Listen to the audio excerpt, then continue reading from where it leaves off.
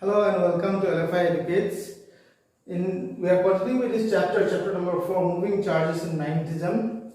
In this video, the first topic that we are going to do is about circular current loop as a magnetic dipole. About that we have already discussed. In a circular loop,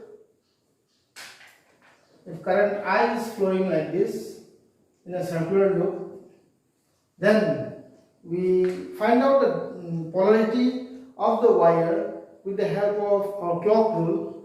If it is going in the clockwise direction, then we said that we'll follow this S.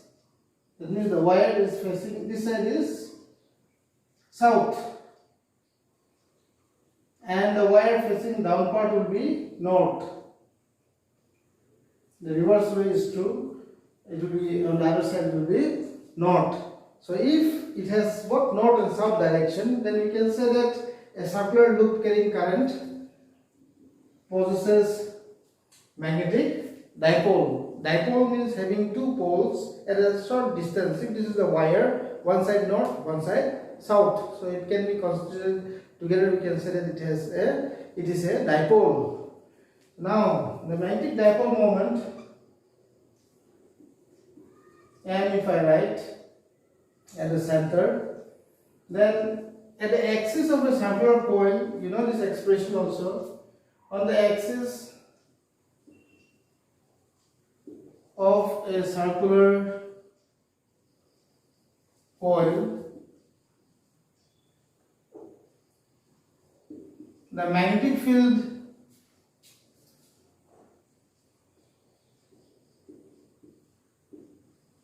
B, or the magnetic field induction, is equal to mu naught times I A square. Now A was the radius, we can take it as radius R also of the circular loop, R square divided by 2 times the distance square, plus distance, suppose if I choose one point here on the axis P, this distance is X, plus the radius square to the power 3 by 2.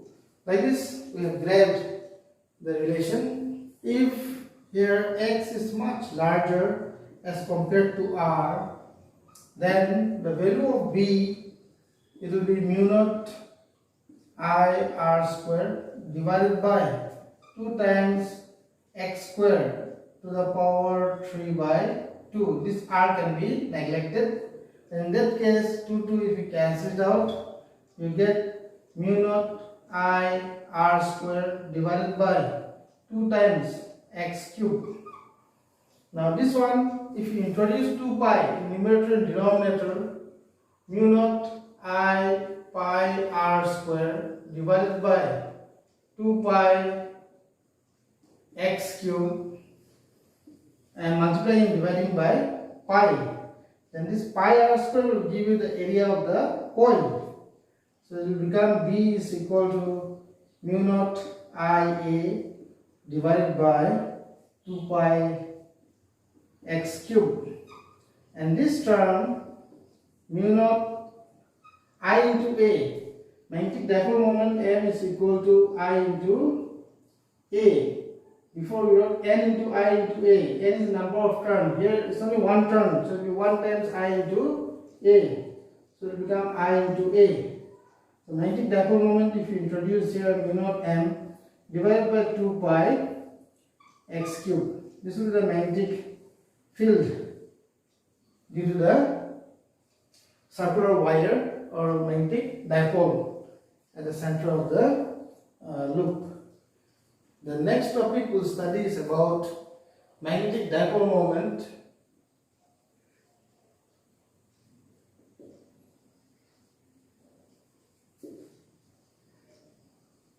of a revolving electron.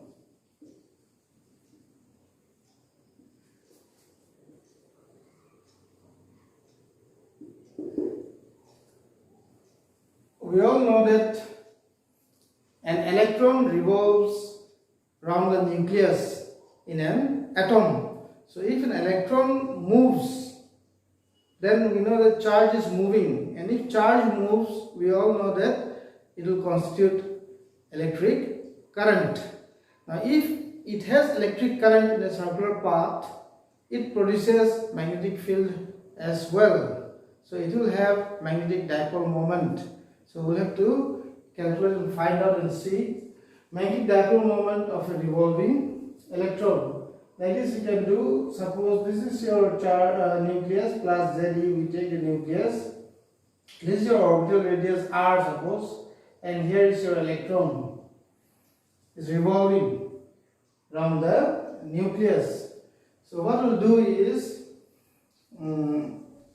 if t is the time period of revolution of the electron, like this you can start. If t is the time period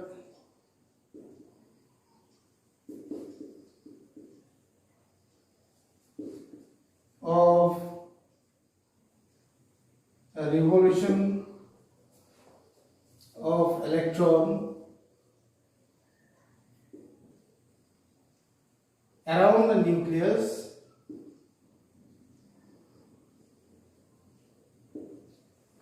then current I, we can write it as charge that flows per unit time, that is the time period t. Now if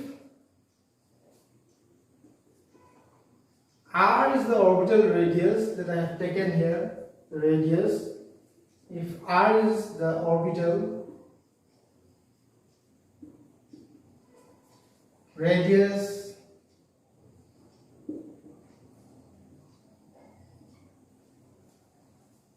of the electron,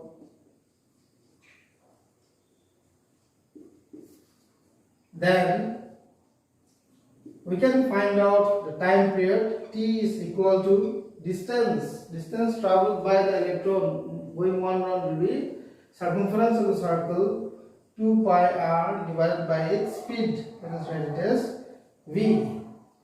Then if you put the value of t here in the expression of current, therefore current I is equal to E divided by 2 pi r divided by v. Then you will get like this: I is equal to EV divided by 2 pi r. Magnetic moment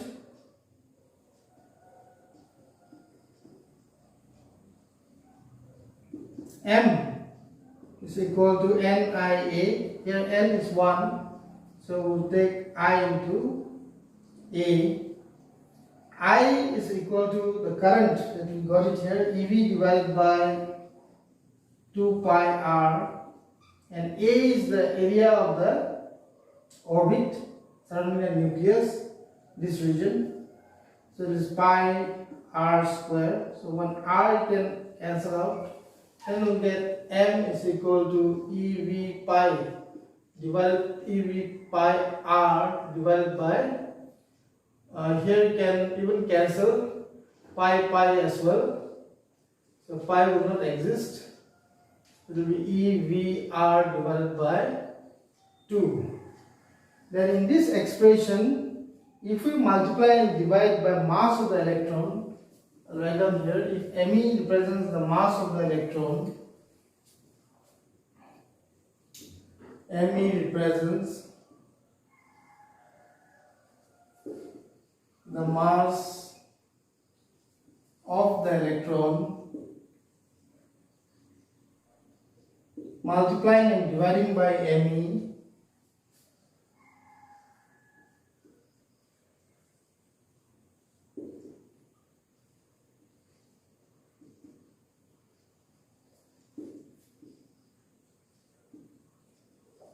we'll get M is equal to E will keep as it is, divide by 2.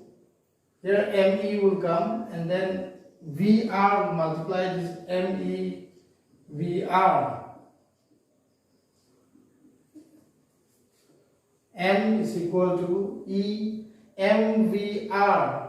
This is the expression for angular momentum L divided by 2 ME, and right here where L is called the angular momentum.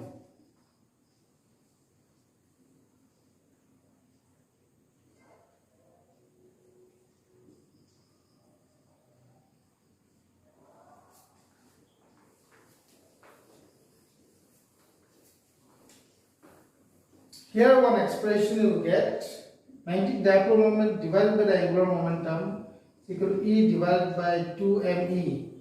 This expression is known as gyromagnetic ratio. This ratio M by L is known as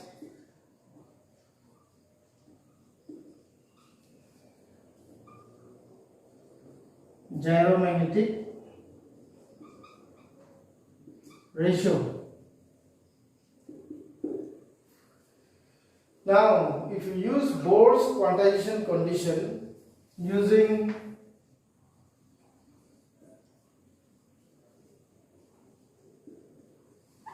Bohr's quantization condition,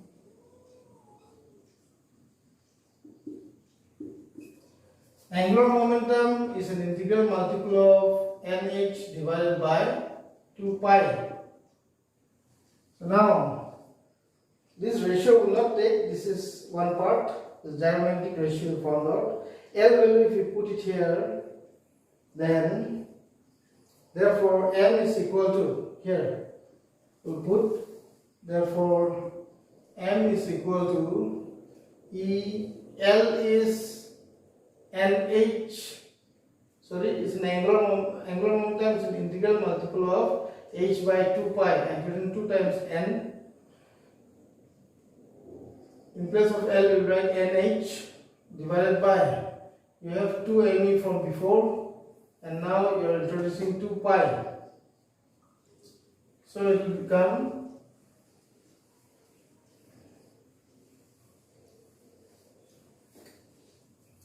M is equal to E NH divided by 4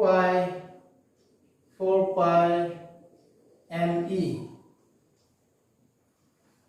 Now, this is the magnetic dipole moment of a revolving electron.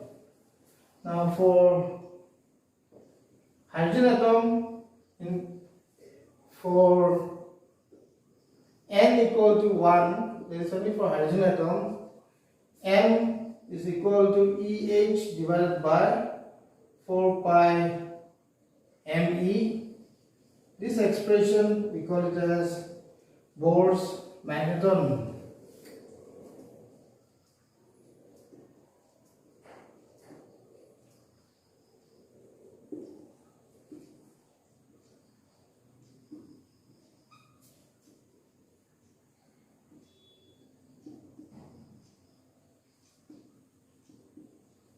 And it is defined as the magnetic moment of a revolving electron. It is defined as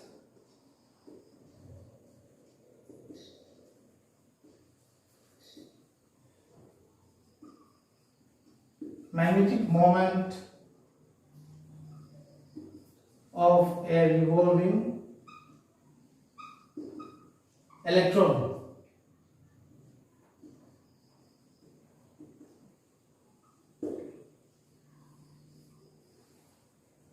So this expression gives us the magnetic moment of a revolving electron, M equal to EH divided by 4 pi ME. Now let us discuss about moving coil galvanometer. The galvanometer that we have been discussing in meter bridge experiment, then in potentiometer experiment, that same galvanometer. We'll study how it works. Moving coil galvanometer.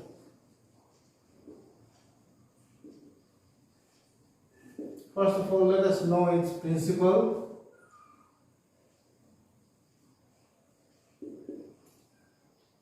It is based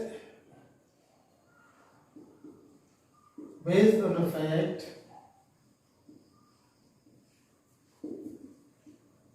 that when a current carrying coil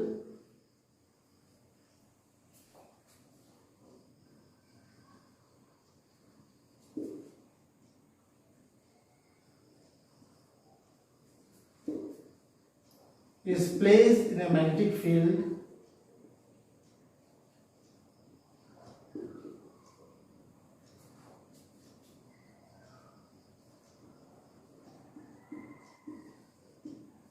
it experiences a torque.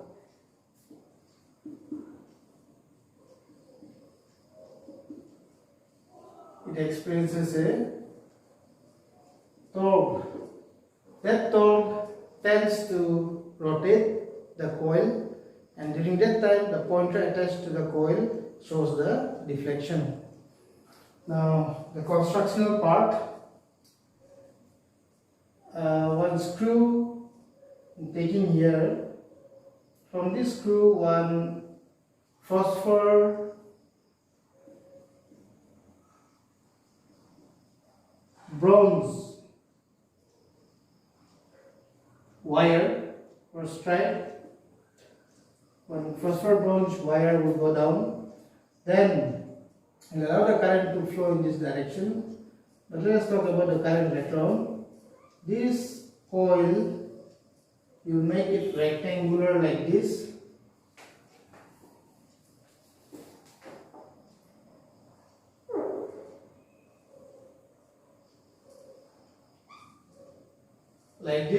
with many number of turns, and inside you have a soft iron core, cylindrical soft iron core. You have to wind the wire in the soft iron core, and at last one spring, helical spring fixed, attached to the wooden board.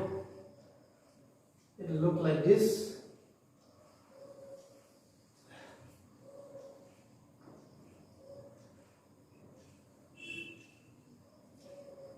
This is the wooden structure.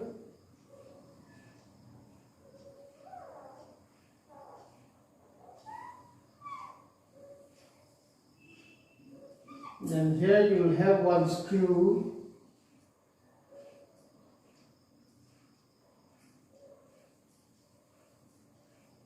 like this screw. Here also you connect a conducting wire. This end of the wire in the spring will go and get connected here. Now, if this wooden board I painted blue,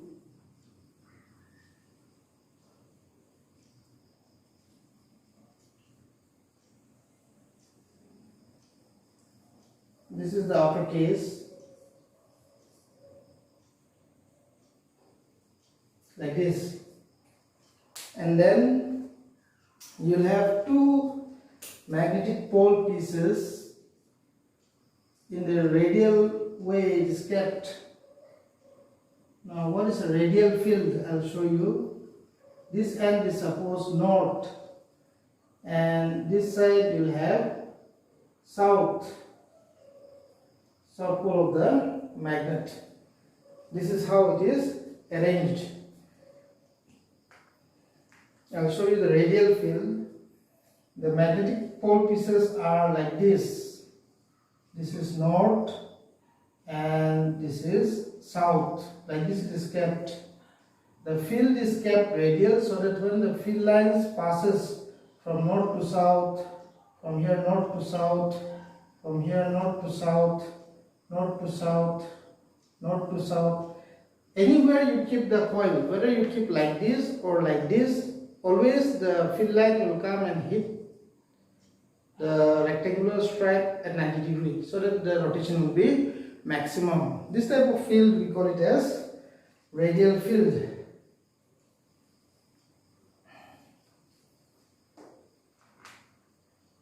From all the sides it will be intersecting acting at the center is like this, like this, like this. This type of field we call it as radial field.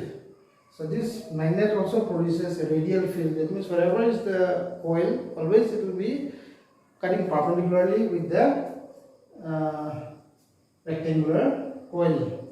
The current is passing in this direction, like this, like this, like this, and then ending up here. When you connect it with a circuit, you will connect these two ends. These two ends. This is starting end with a cell. If you allow the current to pass like this, like this, like this, like this, it will rotate, and then it will go through this spring, then through this wire, it will complete the circuit. This is a constructional part. Now the working part, let us see.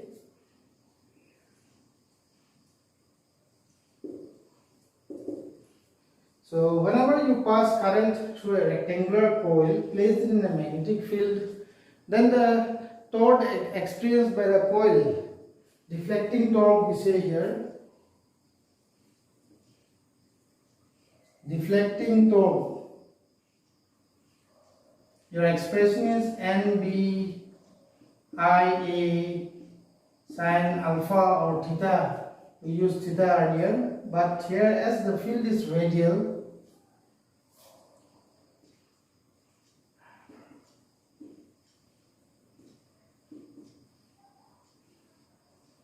theta will be 90 degree.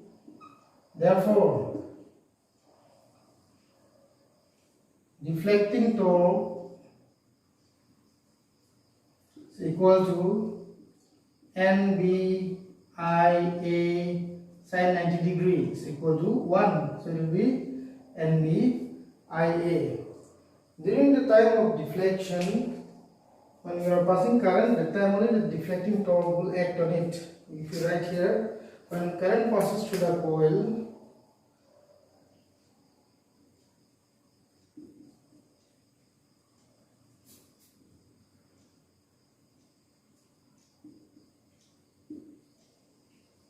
then deflecting torque. Now, this coil, it will tend to rotate with this torque, but cannot circulate like this, cannot rotate fully, because there is a spring attached to it. At the other end here you can see one spring is there. So that spring will get tightened, then cannot go any further. Then when you switch off the current, it will go back. That's why when you are doing that meter bridge experiment, the coil moves like this but does not rotate fully. The pointer cannot rotate fully. It deflects, then it comes back to the original position when current stops flowing. So if the angular twist of this phosphor bronze stripe is theta during the deflecting of the rectangular coil, like this you write down, if theta is the angular twist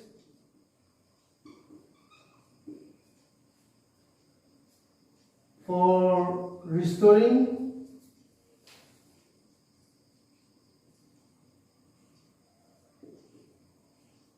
the rectangular coil,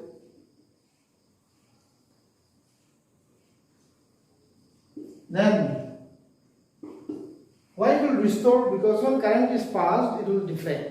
Then again when current will stop passing, then it will have to come back. That is called restoring torque, to come back to its own original position. When theta is the angular twist for restoring the rectangular coil, then restoring torque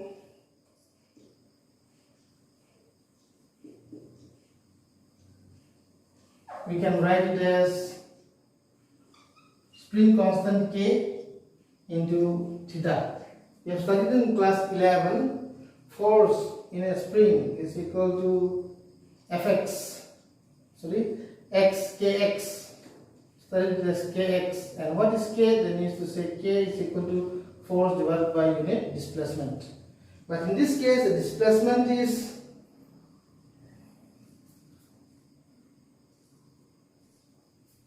displacement is in the twist of this phosphor bronze stripe. If theta is the angular twist in the phosphor bronze stripe, write down like this, in the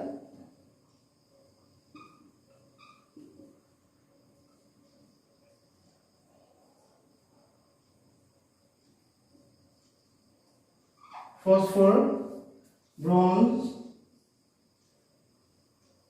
wire, then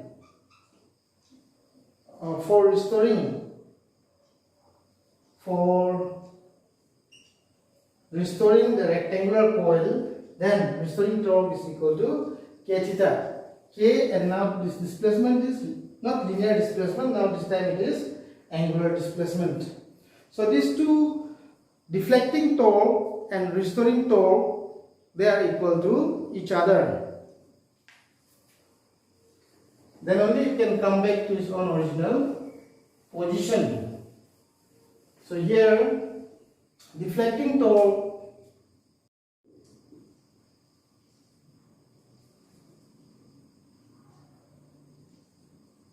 is equal to restoring torque.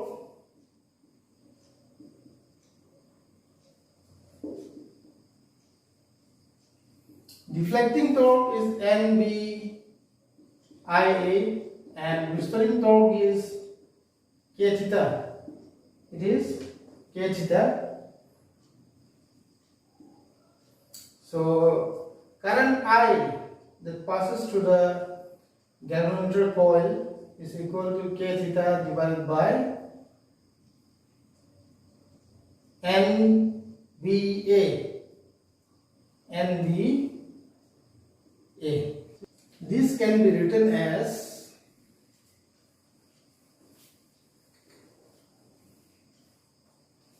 I is equal to K divided by NBA theta, National Basketball Association, NBA theta.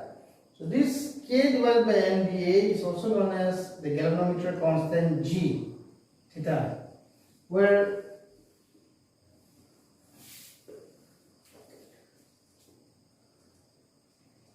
G is called G, that is equal to how much? K divided by NBA is called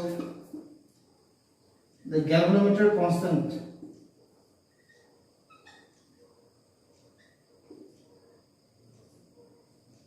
Galvanometer constant.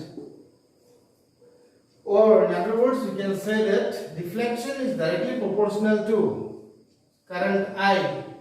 So if more current flows, it means that more current flows, the deflection will be more. If less current flows, deflection will be less. That's why galvanometer is used to detect small amounts of current. The more the deflection, they are directly related. The more the deflection produced in the phosphor bronze stripe, the more current it will flow. So we can come to know from here. Now, in this case, when you do practically in higher classes, you'll be doing, there will be one mirror, one concave mirror to find out this angle theta. Practically, when you do, there will be one mirror here. But now in class 12 or in grade 12, you will be studying the theory part only, how it works. Now, two terms we have to know. One is called current sensitivity and one is called voltage sensitivity. Now let us see first current sensitivity.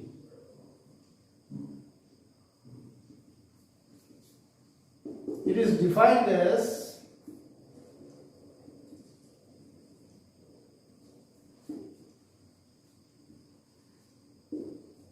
the unit angular twist or unit current is defined as the deflection produced per unit current.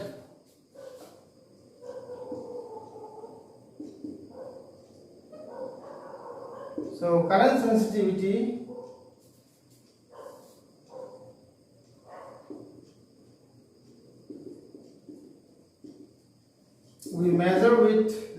deflection produced by unit current that flows through the galvanometer coil. And you know that what is theta? Theta is equal to, from the earlier expression, G is K NBA, and then one theta was the current I equal to. So theta is equal to NBA.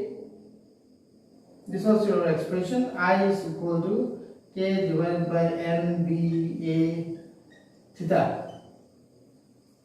This is your expression for current. So theta by I, then you should know it is NBA divided by K. This is NBA divided by K. And its SI unit is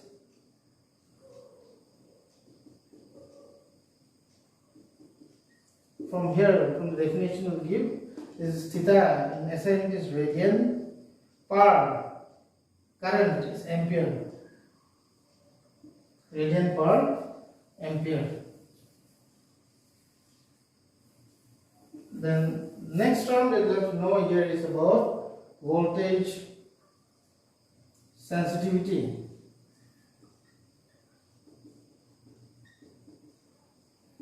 It is defined as the deflection produced per unit potential difference. In case of current, will be potential difference.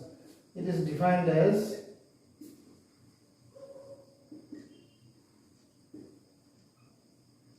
the deflection produced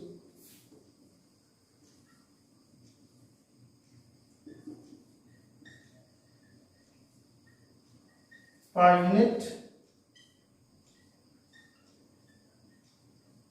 potential difference or voltage.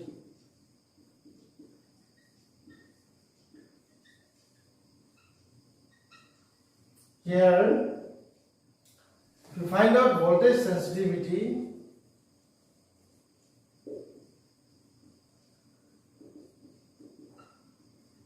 you can find like this. It is theta divided by V. Now what is theta? Then you can take from here, theta is equal to NBA divided by K, then I you bring up, cross multiply and bring up, NBA divided by K into I. I will come up here, and then V, you have here V. This NBA I divided by K into V is equal to I into R according to Ohm's law. I can cancel it out. Then you get the final expression for voltage sensitivity. And right here, NBA divided by KR. NBA divided by KR. This gives us the voltage sensitivity of a galvanometer. And its SI unit will be radian per volt. SI unit is radian per volt. With this definition only we will go radian per volt. Now this galvanometer, with that we used to make ammeter. You know that ammeter is a device used for measuring electric current. And we can make voltmeter also to measure potential difference. How we can convert this galvanometer into ammeter and voltmeter? Let us see now. Now let us see conversion of galvanometer into ammeter. Ammeter is a device to measure electric current. Suppose you have a galvanometer. In galvanometer, the resistance of the coil to reduce, we have to connect one resistor of very low resistance, that we call it as shunt, in parallel. So that if you connect in parallel, the combination of resistance in parallel will become less and current can flow nicely to the galvanometer to give us the correct reading. That is the reason why we connect a shunt in parallel with the galvanometer to convert a galvanometer into ammeter, we connect a shunt. Shunt means low resistance resistor in parallel with the galvanometer, with the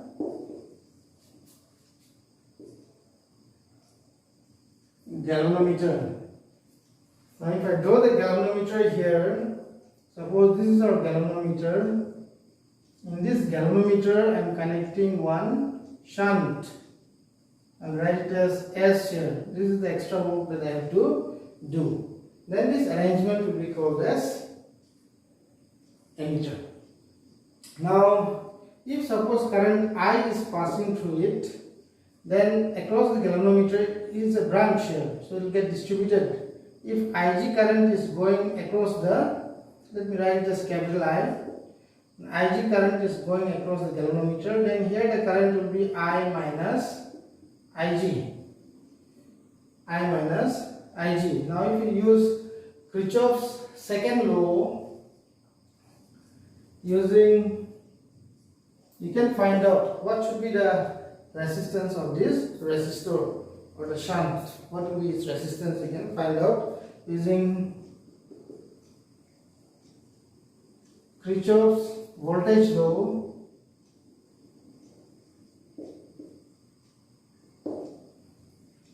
Use here voltage law. Clockwise you took positive, so I minus Ig, the product of current and resistance. There is no cell or no EMF.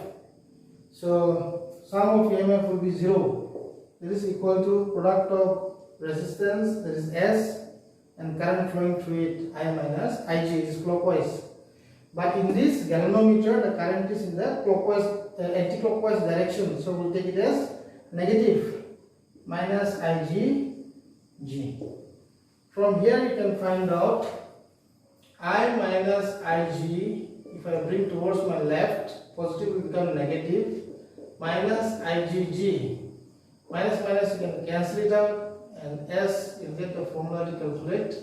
Ig divided by I minus Ig. Here all will use capital letter, others will get confused. I minus Ig, or I will take this capital letter. I minus Ig into G. This will give you the formula to calculate the resistance of the shunt, how much you have to use in your arrangement. This arrangement, I will put it dot line. This one we call it as ammeter. That means in ammeter nothing is there, only galvanometer and one resistance, a low resistance connected in parallel to it. This gives us ammeter. Now let us see the next one, conversion of galvanometer into voltmeter.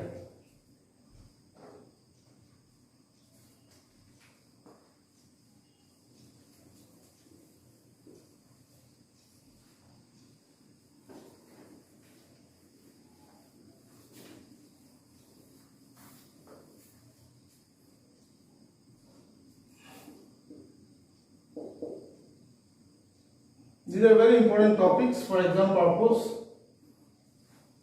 To convert a galvanometer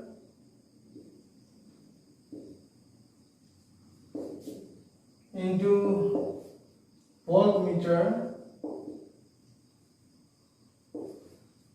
we connect,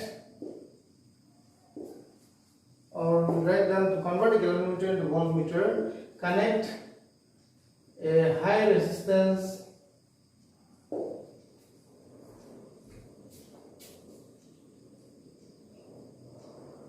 resistor,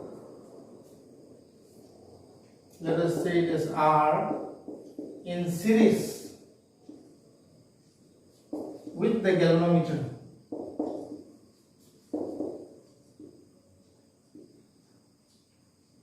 So that if the resistance becomes very high, the flow of current will become less and the potential difference will increase. We can measure the potential difference correctly. So we are connecting one resistance in series with the galvanometer. This is your galvanometer. Suppose if current I comes in series, the amount of current here also it will remain the same. And this arrangement in series, the current, same amount of current will flow because it is in the straight wire, no branches formed. This arrangement we call it as voltmeter. Used to measure the potential difference between any two given points. To find out this resistance, you can use your Ohm's law. Here you don't have to use because it's not forming a loop. So you can use Ohm's law. V is equal to I into R. But here your R resistance is two resistances are there. They are in series. In series resistance must be added. So it is R plus G. It will come like this. V is equal to IR. And from here you have to find R. And what we'll do, R plus G is equal to this one cross multiply and bring down V by I. Then R is equal to V by I minus G. With this you can measure the resistance of the resistor. This is the formula to calculate the resistance. What resistance you have to put in series with a galvanometer so that it becomes a voltmeter. Thank you and have a nice day. Stay tuned to LFI Educate.